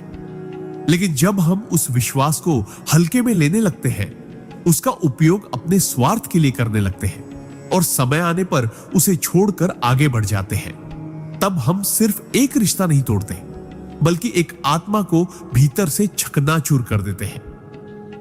परमहंस योगानंद कहते हैं कि प्रेम एक दिव्य शक्ति है और इसका अपमान करना स्वयं परमात्मा का अपमान है। जब कोई तुम्हारी खुशी के लिए अपने सपनों को पीछे रखता है, तुम्हारे लिए तकलीफें सहता है और फिर तुम उसे कमजोर, पुराना या अब जरूरत नहीं समझकर छोड़ देते हो, तो वह एक ऐसा सूक्ष्म पाप बन जाता है जो सीधे तुम्हारी आत्मा में जहर घोल देता है। हर बार जब हम किसी समर्पित आत्मा को दर्द देते हैं, उसका भरोसा तोड़ते हैं, उसे उपयोग कर फेंक देते हैं, तब पाप का घड़ा चुपचाप भरता रहता है। वह व्यक्ति कुछ नहीं कहता, पर उसकी टूटी हुई आह भीतर की दुनिया को झकझोर देती है। और जब घड़ा फूटता है, तब जीवन में ऐसे अकेलेपन, पछतावे और आत्मग्लानि का तूफान आता है जहां कोई भी तुम्हारे साथ खड़ा नहीं होता, क्योंकि तुमने उन्हीं लोगों को छोड़ दिया था जो बिना शर्त तुम्हारे साथ थे। इसलिए किसी के प्रेम और समर्पण को हल्के में मत लो।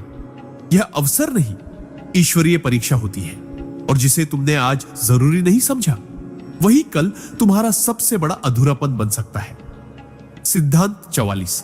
पाप का घड़ा तब भी भरता है जब व्यक्ति स्वयं को ही इतना छोटा समझ लेता है कि वह ईश्वर द्वारा दिए गए अपने आत्मिक उद्देश्य को पहचानने से ही इनकार कर देता है।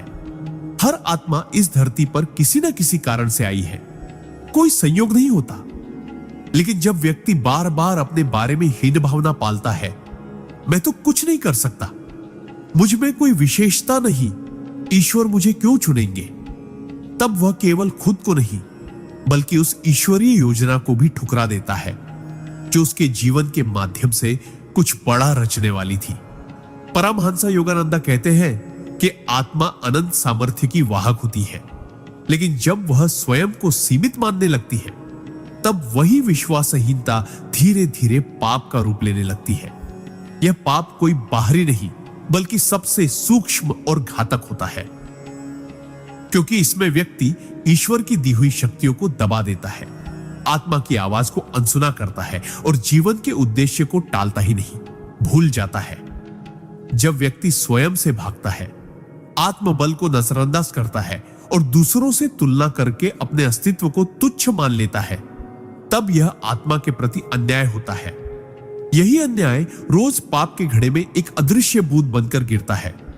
धीरे धीरे यह घड़ा भरता है और जब फूटता है तो व्यक्ति को लगता है कि उसका जीवन व्यर्थ चला गया, वह कुछ कर नहीं पाया, कुछ बना नहीं पाया। लेकिन सच्चाई यह होती है कि वह बना ही इसलिए नहीं पाया क्योंकि उसने कभी शुरुआत ही नहीं की। आत्मा का सबसे बड़ा पाप यह नहीं कि उसने कुछ गलत किया, बल्कि यह है कि उसने अपने भीतर के ईश्वर को पहचाना ही नहीं। इसलिए उठो, पहचानो, तुम महत्वपूर्ण हो, तुम्हारा जीवन एक दिव्य संकल्प का हिस्सा है। खुद को छोटा समझकर उसे नकारना ईश्वर के कार्य में रुकावट डालना है, और यही वह पाप है जो मौन होकर घड़ा भर देता है। सिद्धांत 45। पाप का घड़ा तब भी भरता है जब व्यक्ति बार बार झूठे वादे करता है, उम्मीदें जगाता है, लेकिन निभाने का कोई इरादा ही नहीं रखता। हर वादा केवल शब्द नहीं होता, वह एक आत्मिक करार होता है, एक भावनात्मक पुल जिसे दो आत्माएं मिलकर बनाती हैं। जब कोई व्यक्ति बार बार किसी को यह कहता है कि मैं तुम्हारे साथ हूं, मैं यह जरूर करूंगा, तुम मुझ पर भरोसा करो, और फिर जब समय आता है तो वह पीछे हट जाता है बिना कोई जवाब दिए, बिना कोई स्पष्टीकरण, तब वह केवल संबंध नहीं तोड़ता, वह उस व्यक्ति की आत्मा में एक दरार छोड़ जाता है। परमहंस योगानंद कहते हैं कि झूठे वादे आत्मा के लिए धीमाचार होते हैं, जो दूसरों का विश्वास ही नहीं तोड़ते बल्कि खुद के भीतर की सच्चाई को भी कमजोर करते हैं। जब हम वादे करते हैं तो ब्रह्मांड हमारे भीतर उस शक्ति को जागृत करता है जिससे हम उसे निभा सके, लेकिन जब हम उसे निभाने का इरादा ही नहीं रखते तब हम उस शक्ति का अपमान करते हैं। बार बार की गई यह आदत, चाहे वो छोटे छोटे वादे हो या बड़े जीवन बदलने वाले वचन, हर बार पाप के घड़े में एक बूंद बनकर गिरती है। और सबसे खतरनाक बात यह होती है कि ऐसे व्यक्ति खुद को स्मार्ट, प्रैक्टिकल या इमोशनली सेफ समझते हैं, जबकि असल में वे आत्मा को सबसे गहरे स्तर पर खोखला कर रहे होते हैं। जब घड़ा फूटता है तो केवल उनका नहीं, कई अन्य लोगों का विश्वास मर जाता है, और तब जीवन में चारों ओर टूटे हुए पुल, अधूरी बातें और अधजले रिश्ते ही रह जाते हैं।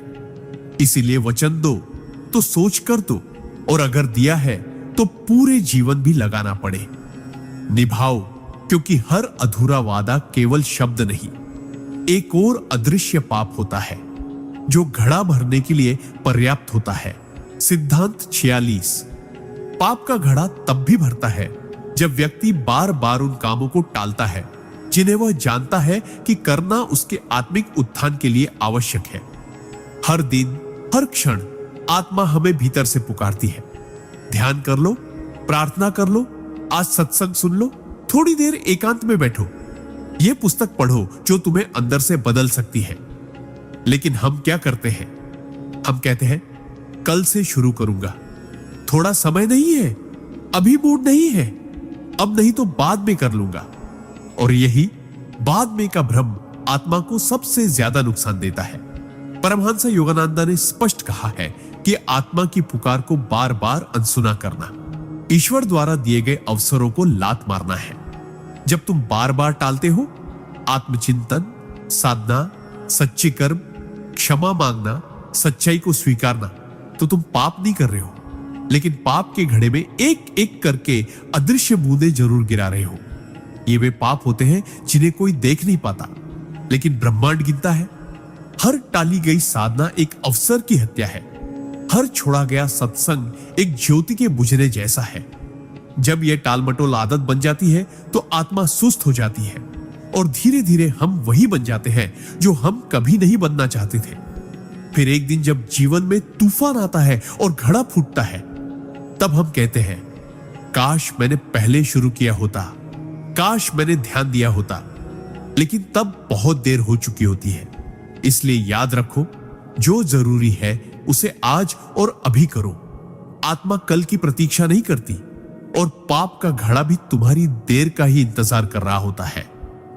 सिद्धांत 47। पाप का घड़ा तब भी भरता है जब व्यक्ति अपने स्वार्थ की पूर्ति के लिए दूसरों की भावनाओं से खेलता है और उन्हें केवल एक साधन मानकर छोड़ देता है। इस संसार में सबसे नाजुक चीज है किसी का भरोसा और सबसे पवित्र चीज है किसी का सच्चा प्रेम। जब कोई व्यक्ति किसी की भावना को समझते हुए भी केवल अपने स्वार्थ के लिए उसे करीब लाता है, कभी समय काटने के लिए, कभी अकेलापन मिटाने के लिए, कभी भावनात्मक सहारा पाने के लिए, और फिर जब उसका काम पूरा हो जाता है तो वह उस इंसान को पीछे छोड़ देता है जैसे वह कोई वस्तु हो, तब वह सिर्फ एक दिल नहीं तोड़ता बल्कि एक आत्मा को झकझोर देता है। परमहंस योगानंद कहते हैं कि किसी की भावना को जानबूझकर चोट पहुंचाना सिर्फ पाप नहीं, आत्मघाती कर्म होता है, क्योंकि इसका असर तुम्हारे ही भीतर सबसे पहले होता है। जब तुम किसी के प्रेम को, उसकी भक्ति को, उसकी मासूम उम्मीदों को एक खेल समझ लेते हो, तो तुम सिर्फ उसे धोखा नहीं देते, तुम स्वयं के ईश्वरीय स्वरूप से दूर हो जाते हो। हर बार जब तुम किसी के सच्चे लगाव का उपयोग करके उसे छोड़ते हो, एक अदृश्य कांटा उसकी आत्मा में छुपता है और वही कांटा एक बूंद बनकर तुम्हारे पाप के घड़े में गिरता है। बाहर भले सब सामान्य दिखे, पर उस व्यक्ति की तड़प, उसकी चुप रातें और उसकी टूटी प्रार्थनाएं ब्रह्मांड में एक कंपन छोड़ जाती है और वह कंपन लौटती है कई गुना बनकर। जब घड़ा फूटता है तो तुम्हें ना प्रेम मिलता है, ना शांति, ना भरोसा, क्योंकि तुमने जहां भी भावनाएं देखी वहां लाभ ढूंढा, जहां भी समर्पण देखा वहां अवसर देखा। इसलिए किसी की आत्मा को चोट पहुंचाने से पहले रुको, सोचो, क्या तुम्हारा सुख इतना जरूरी है कि किसी और का दिल कुचल कर मिले? क्योंकि ऐसी हर भावना जो तुमने तोड़ी वह लौटेगी, और तब घड़ा सिर्फ टूटेगा नहीं, तुम्हारा अंतर्मन भी उसके साथ बिखर जाएगा। सिद्धांत 48। पाप का घड़ा तब भी भरता है जब व्यक्ति अपने अभिमान में इतना अंधा हो जाता है कि वह क्षमा मांगने को कमजोरी और दूसरों को क्षमा करने को मूर्खता समझने लगता है। जीवन में सबसे कठिन लेकिन सबसे शक्तिशाली कार्य है मैं गलत था कहना, और उसे भी ज्यादा दिव्यता तब प्रकट होती है जब कोई हमें दुख देता है और फिर भी हम उसे क्षमा कर देते हैं। पर जब व्यक्ति का अहंकार इतना बढ़ जाता है कि वह स्वयं की गलती स्वीकार करने को अपमान समझने लगता है, तब वह अपने ही भीतर एक अंधकार पैदा करता है। परमहंस योगानंद कहते हैं कि क्षमा वह अग्नि है जो पाप को भस्म कर देती है, और अहंकार वह दीवार है जो आत्मा को ईश्वर से काट देती है। जब हम क्षमा नहीं मांगते तो हम न केवल सामने वाले के घाव को गहरा करते हैं, बल्कि अपनी आत्मा पर भी एक बोझ डालते हैं। और जब हम दूसरों की गलतियों को पकड़कर रखते हैं, उन्हें बार बार कोसते हैं और यह मान लेते हैं कि मैं क्यों माफ करूं, स्विगल हमारे भीतर एक कठोरता जन्म लेती है जो प्रेम, करुणा और आत्मिक शांति को धीरे धीरे निगल जाती है। यही कठोरता पाप के घड़े में बूंद बूंद बनकर गिरती है और व्यक्ति को पता भी नहीं चलता कि वह कब इतना भारी हो गया कि वह टूटने के कगार पर पहुंच गया। क्षमा मांगना आत्मा का सजल होना है और क्षमा करना आत्मा की उच्चता है। जो व्यक्ति दोनों से मुंह मोड़ लेता है वह न रिश्तों को बचा पाता है, न ही अपनी आत्मा को। जब घड़ा फूटता है तो उसे लगता है कि सबने साथ छोड़ दिया, जबकि सच्चाई यह होती है कि उसने खुद अपने अहंकार के कारण सब कुछ तोड़ दिया होता है। इसलिए झुको, क्षमा मांगो, माफ करो। यह पराजय नहीं, आत्मा की सबसे बड़ी विजय होती है। यही वह रास्ता है जो घड़े को भरने से रोकता है और आत्मा को हल्का, निर्मल और दिव्य बनाता है। सिद्धांत 49। पाप का घड़ा तब भी भरता है जब व्यक्ति दूसरों की मदद करने की क्षमता होते हुए भी केवल अपने सुख सुविधा और व्यस्तता का बहाना बनाकर मुंह मोड़ लेता है। हर मनुष्य के जीवन में ऐसे क्षण आते हैं जब कोई उसके पास आता है मदद मांगने, थोड़ा सहारा लेने, कुछ समय, कुछ शब्द या केवल एक संवेदना पाने के लिए। और अक्सर हम कहते हैं, अभी टाइम नहीं है, मैं खुद बहुत परेशान हूं, मुझे उससे क्या लेना देना, या सबसे सामान्य, कोई और कर देगा। पर क्या तुम जानते हो, वो क्षण सिर्फ एक इंसान की मदद करने का नहीं था, वो क्षण तुम्हारे आत्मिक उन्नयन का अवसर था। परमहंस योगानंद कहते हैं कि जब ईश्वर किसी आत्मा की मदद करना चाहते हैं तो वे किसी दूसरे मनुष्य के माध्यम से करते हैं, और यदि वह मनुष्य, तुम, उस जिम्मेदारी से मुंह मोड़ लेता है तो केवल वह जरूरतमंद ही नहीं हारता, तुम भी गिरते हो आत्मा की दृष्टि से। जब तुम किसी का दुख जानते हो, मदद कर सकते हो, लेकिन फिर भी स्वार्थ, आराम या उदासीनता के कारण कुछ नहीं करते, तो वह एक मौन अपराध होता है जो तुम्हारी आत्मा पर एक बोझ बन जाता है। यही बोझ हर बार पाप के घड़े में एक अदृश्य बूंद बनकर गिरता है। बूंदें जमा होती है, और जब जीवन में तुम्हें खुद किसी दिन मदद की जरूरत होती है तो वही ब्रह्मांड तुम्हारे पास से मुंह मोड़ लेता है, क्योंकि तुमने पहले उसी की पुकारों को अनसुना किया था। इसलिए जब अगली बार कोई तुमसे थोड़ी भी मदद मांगे, भले ही वो केवल एक बात सुनने की हो, तो मत सोचो कि यह छोटा काम है। यह वही घड़ी हो सकती है जो तुम्हारे पाप के घड़े को खाली कर दे या और भर दे। चुनाव तुम्हारा है, उदासीन बनना या ईश्वरीय माध्यम बन जाना। सिद्धांत 50। पाप का घड़ा तब भी भरता है जब व्यक्ति जानबूझकर अपने कर्मों की जिम्मेदारी से भागता है और हर बार दोष दूसरों, परिस्थितियों या भगवान पर डालकर खुद को निर्दोष मानता है। जीवन में जो कुछ भी हमारे साथ घटता है, चाहे वो अच्छा हो या बुरा, उसमें हमारे पूर्व और वर्तमान कर्मों की गहरी छाया होती है। लेकिन जब कोई व्यक्ति बार बार अपने गलत फैसलों, असफलताओं, रिश्तों की टूटन या जीवन में आई पीड़ा के लिए दूसरों को दोष देने लगता है, माता पिता, जीवन साथी, समाज, परिस्थितियां या यहां तक कि ईश्वर, तब वह खुद को अपने ही कर्मों से काट लेता है। परमहंस योगानंद कहते हैं कि जब तक व्यक्ति अपने जीवन की संपूर्ण जिम्मेदारी नहीं स्वीकार करता, तब तक वह आध्यात्मिक रूप से आगे नहीं बढ़ सकता। पर जब इंसान कहता है, मेरे साथ ऐसा इसलिए हुआ क्योंकि वो गलत था, या भगवान ने मुझे दुख दिया, तब वह पाप नहीं करता, पर एक गंभीर आत्मिक अपराध जरूर करता है। वह अपने भीतर के सत्य को मारता है। यह झूठा एहसास कि मैं तो ठीक था, गलती दूसरों की थी, धीरे धीरे आत्मा में एक ऐसी दीवार खड़ी कर देता है जो उसे भीतर झांकने ही नहीं देती। यही इनकार, यही अस्वीकार पाप के घड़े में सबसे घातक बूंद बनकर गिरता है। व्यक्ति तब आत्मचिंतन नहीं करता, बल्कि बार बार बाहरी कारणों को गिनता है, जिससे उसकी आत्मा और भी भ्रमित होती जाती है। जब यह घड़ा फूटता है तो जीवन में ऐसा अंधकार छा जाता है कि व्यक्ति खुद से ही कट जाता है।